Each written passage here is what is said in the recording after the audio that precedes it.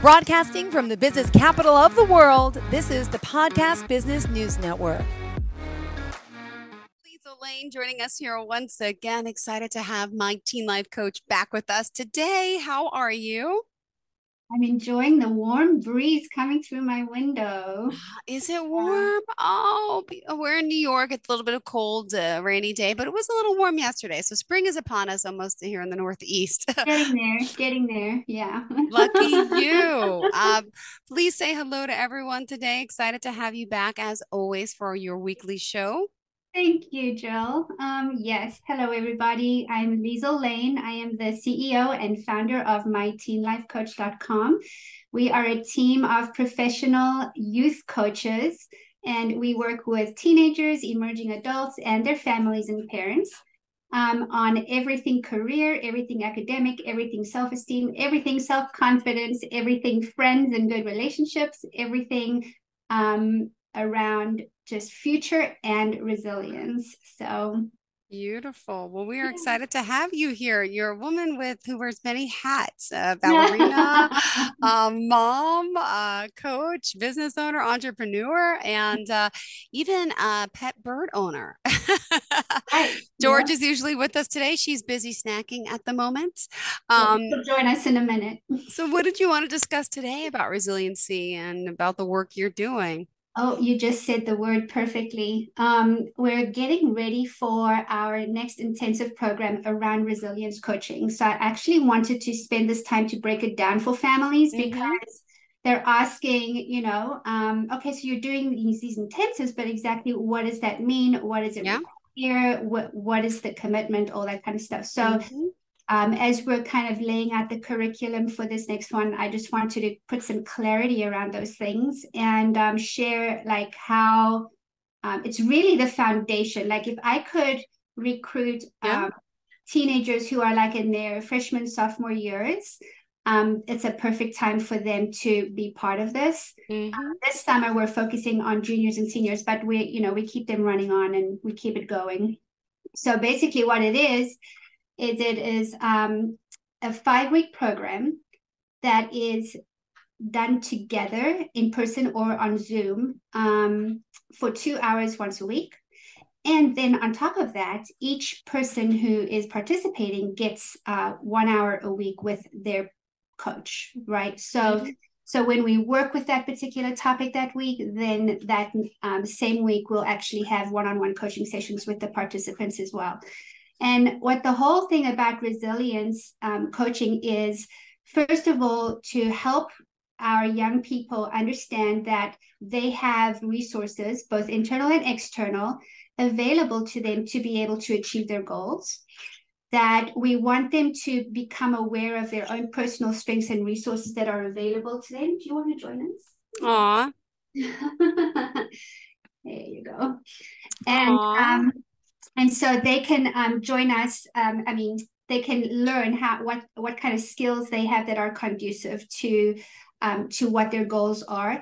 And then we talk about setting the structure and the infrastructure for them to pursue them, and then how they can align themselves to it.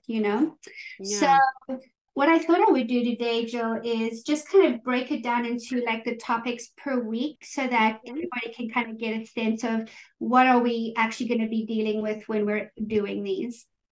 So for this next one, it's going to be 5 weeks, which means normally the 10-week process will be doubled up so that instead of it being 1 hour a week, it will be 2 hours a week.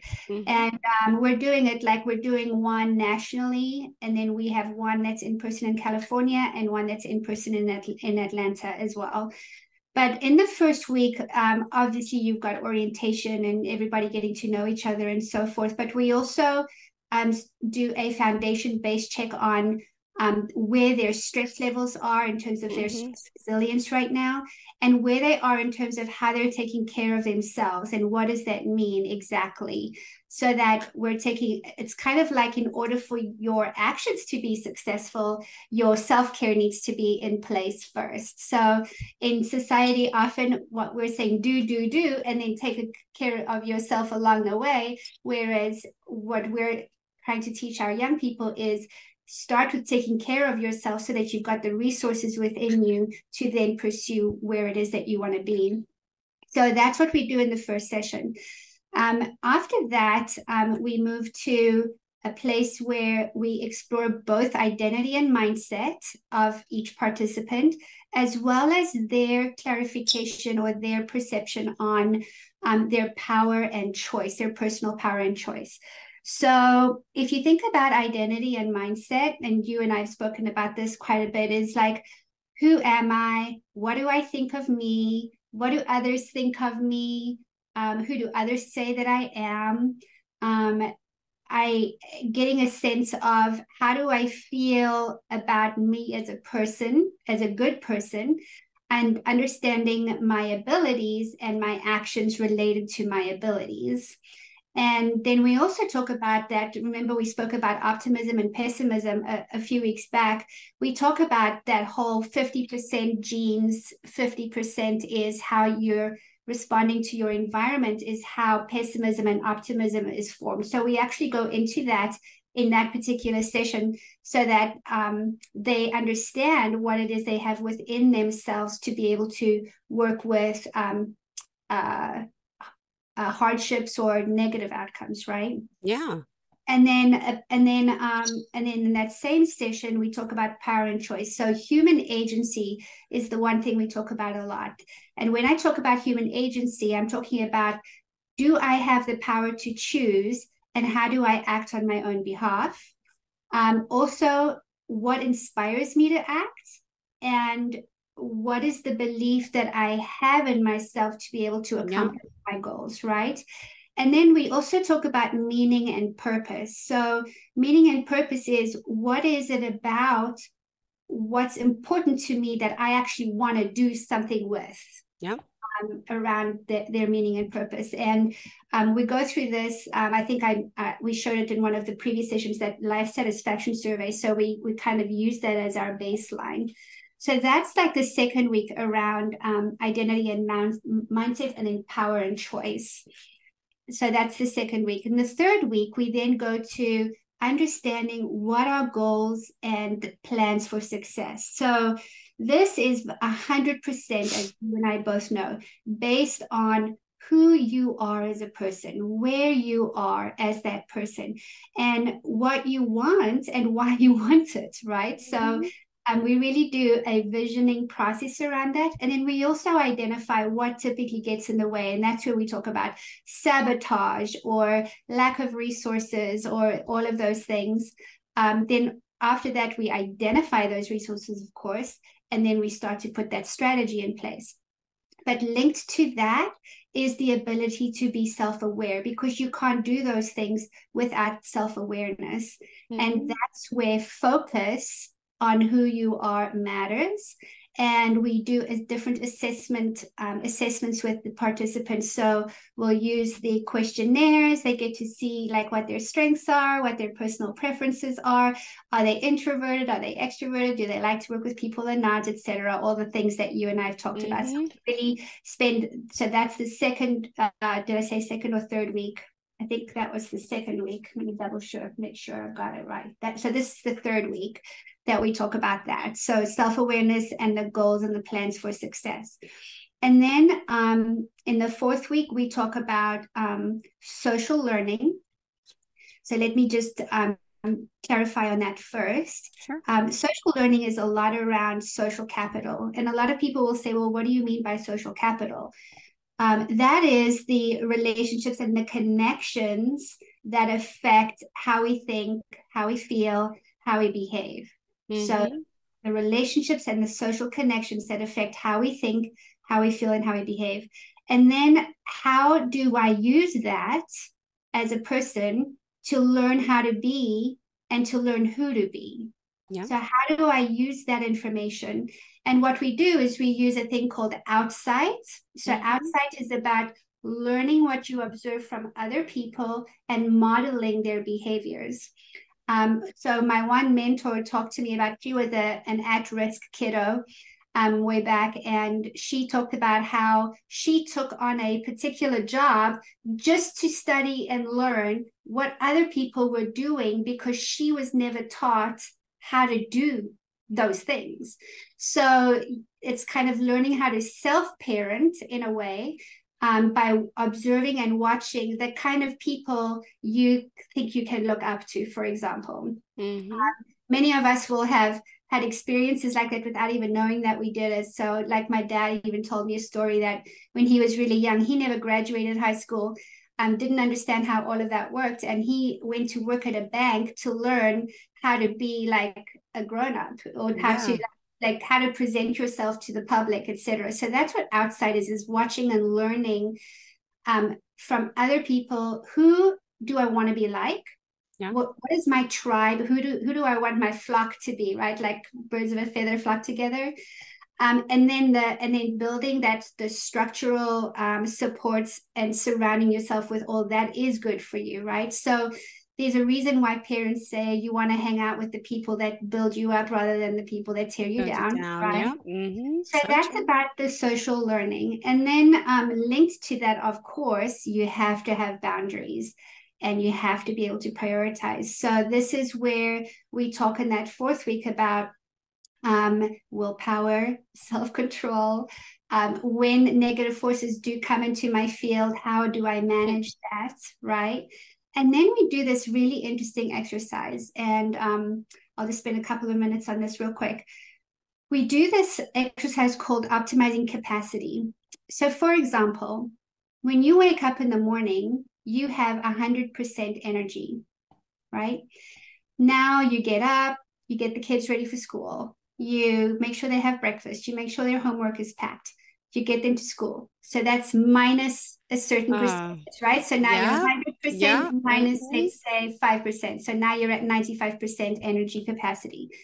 Then you get to work. Then you've got to like interact with certain things. Then you've got meetings you have to go to. So then by the time lunchtime rolls around, you are maybe now at 60% energy capacity. And maybe you had a cup of coffee or something in there, so maybe you can go back by 2%. So then they kind of even out. The long story short is, as you can tell, as the day goes on, your energy optimization diminishes until you do something that builds it back up again. So if you're down to 25% energy optimization and you go for a walk, maybe you add another 10% back in, which means you can go a little bit longer. Maybe some people take a nap, then they can go a little bit longer. And so what we try to create awareness around this particular exercise is, am I being self-aware around how my energy is depleting throughout the day, and what am I doing to keep it up, knowing what it is that I have to then get ready for. So think about kids who are in school, right? So first, you and I talked about this. They get up so early in the morning, then they got to take the bus, then they got to get to school, then they've got to do classes, then they've got to they get like 20 minutes for lunch or like 30 minutes for lunch. Then they go into the afternoon classes. Then there's after school activities. Then they've got to get their homework done. So then they have a tiny break, maybe again for dinner or just a little bit of downtime. Then they've got to go back and finish their homework. So by the time bedtime rolls around, teenagers are depleted, completely depleted. And they're not necessarily equipped to the self-discipline. And we go back to self-care, to doing the self-care so that they're putting energy back into their batteries, right? And with that comes that self-control thing. I think before we spoke about on this show, how self-control is a literal muscle that, like when you run, you're tired and you have to sit down to deplete, to re-energize yourself. Or like a cell phone battery, you actually literally have to put it in to plug it back in and get the energy back. That is what self-control is. Self-control is not a discipline, not an attitude, it's not it's literally, you have to rest in order to get self-control back. So when teenagers are irritable and, moody, and you watch to see what time of the day it is, because then their energy is depleted, right? So Mm-hmm. a lot of people are just not aware of it. Most grown-ups are not even aware of that particular exercise. Yeah. So in boundaries and prioritizing, we make sure that we create awareness on it and then focus on it, right? Yeah. So then in the last week, what we do is we then focus on habits and self-management. So now we've kind of taken them through that, setting goals, how to like work their way through it through self-awareness and skill building. But then what we talk about in the last week is about habits and self-management. So you're there, you're doing the thing. How do I Mm-hmm. keep it up? How do I manage my thoughts, my emotions, and my behaviors so that I can trigger the right kind of outcomes? So this is an important section because this is where life gets in the way, right? Yeah, sure So does. Yeah. this is where we talk about, what are the things that get in the way that Mm-hmm. sabotage the healthy habits, and then how do you manage yourself out of that? We talk about reframing, we talk about what the disconnect is, and then using all the stuff we've learned in the weeks before to apply themselves. And in that particular one-on-one then, so now, of course, in between all of these sessions that the kids have had one-on-ones, we've now built knowledge and self-awareness around where those protective factors need to be for them. And then in the very last section is managing progress, which is always a really nice place to be because we have a saying with the Youth Coaching Institute and with this practice is eyes on the prize, feet on the ground.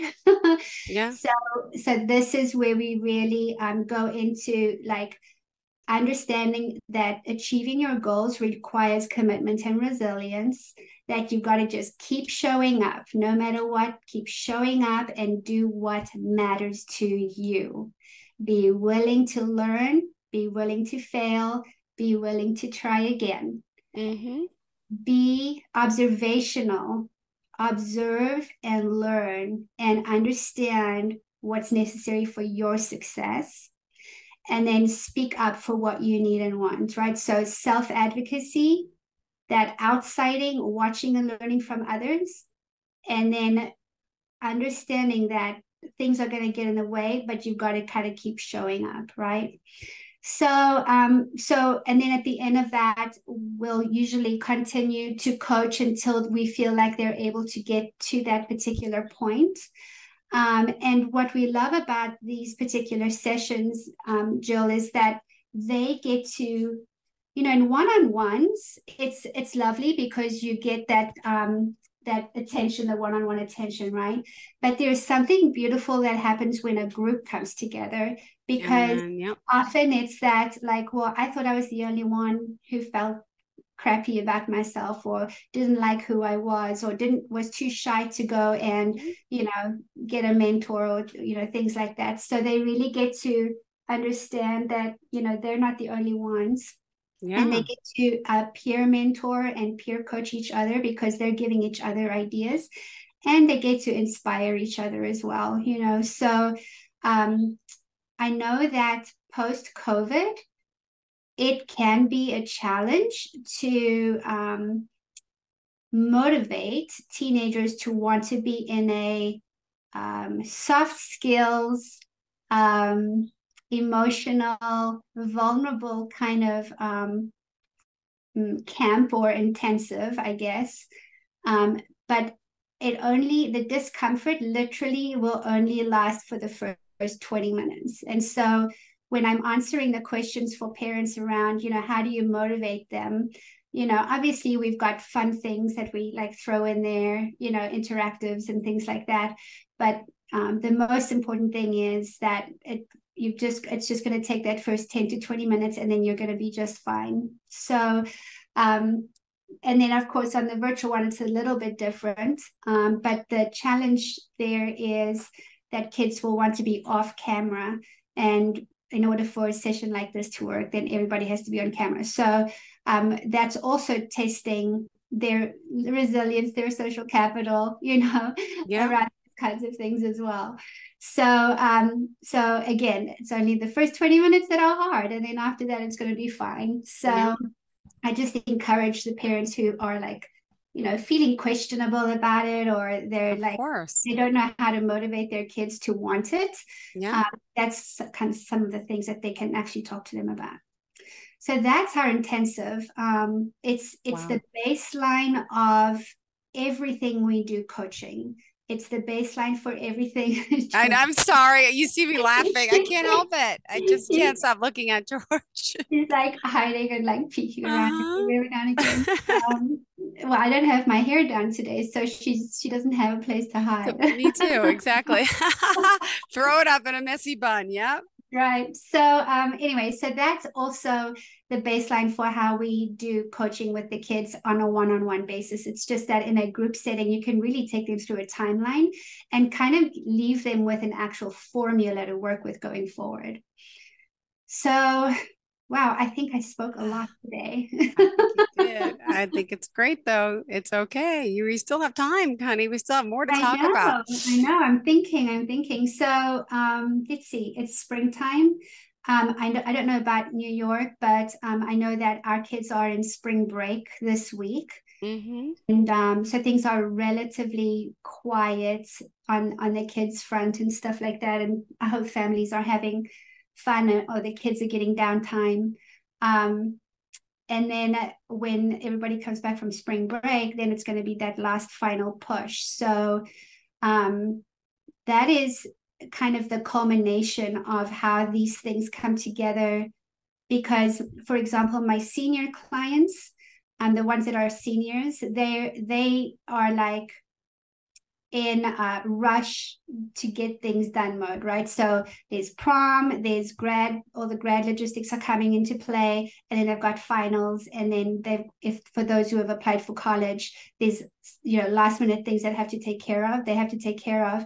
So in that space and time, Yeah, they are not going to think to necessarily be proactive about needing their sessions.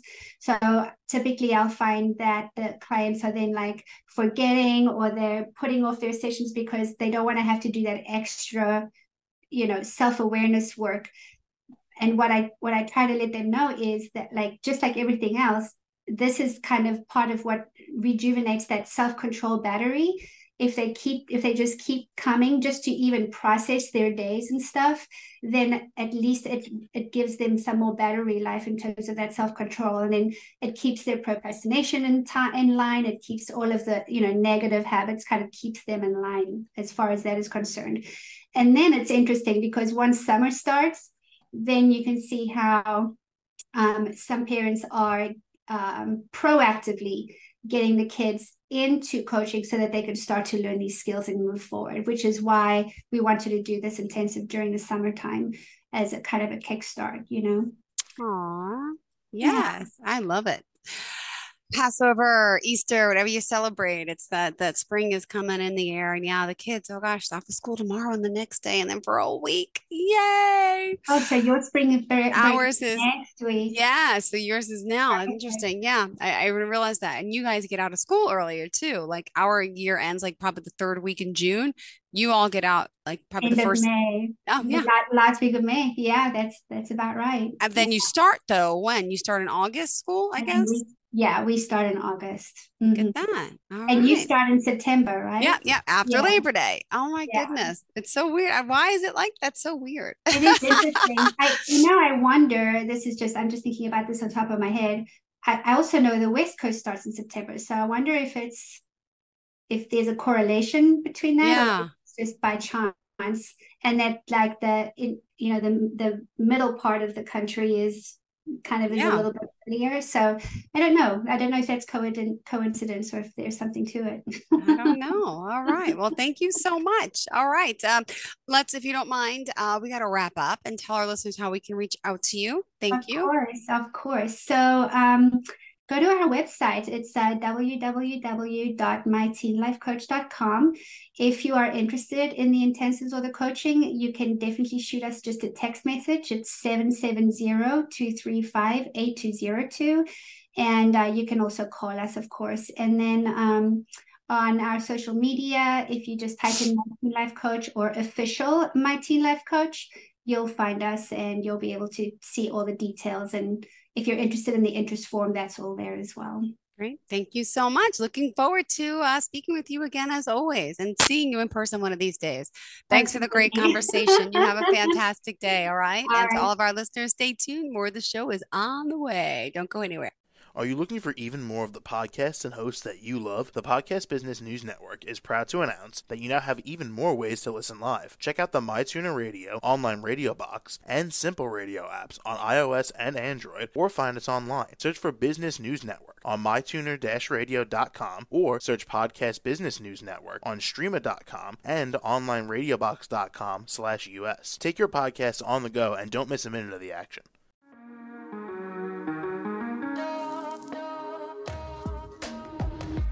Broadcasting from the business capital of the world, this is the Podcast Business News Network. For nearly 2,000 severely injured veterans, everyday life has become filled with barriers. Day-to-day simple tasks can become pretty daunting. I have to carry my chair up 2 flights of steps or have somebody do it for me. What scares me the most is just the falling. When I'm struggling with my house, I think, to have that one great barrier just knocked down, it's crucial. Home for Our Troops is a wonderful nonprofit that builds a mortgage-free, fully adaptive, handicap-accessible house. And there's no catch. It'll be our very first home that we've ever owned. This is a game changer. This is where your life begins again.